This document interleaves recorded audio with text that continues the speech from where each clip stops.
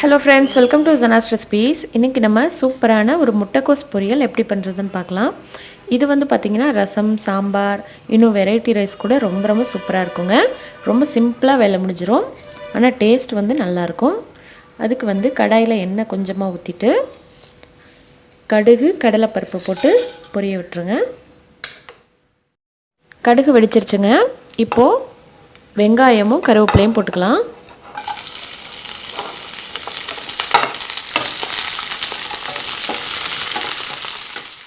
வெங்காயம் நல்லா ஓரளவுக்கு வதங்கிருச்சு. இப்போ முட்டைக்கோஸ் போட்டுக்கலாம். நான் வந்து இன்றைக்கி ஒரு 1/4 முட்டைக்கோஸை நல்லா உதிரியாக கட் பண்ணி வச்சுருக்கேன். அதை போட்டு நல்லா கிண்டி விட்டுருங்க.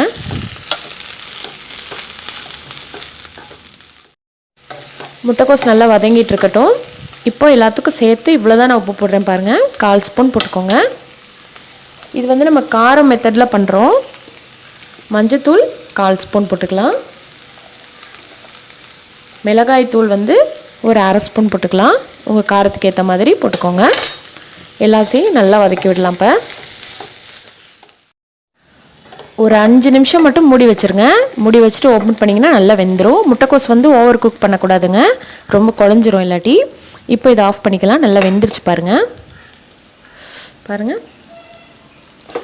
தேங்காய் துருவலை கடைசியாக போட்டு இறக்கிடுங்க.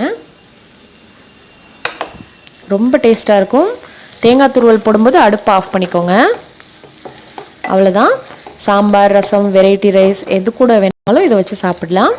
காரக்குழம்பு அதுக்கெல்லாம் வந்து வேறு ஸ்டைலில் பண்ணுவாங்க. அவ்வளோதாங்க, நம்ம முட்டைக்கோஸ் பொரியல் ரெடி ஆயிடுச்சு.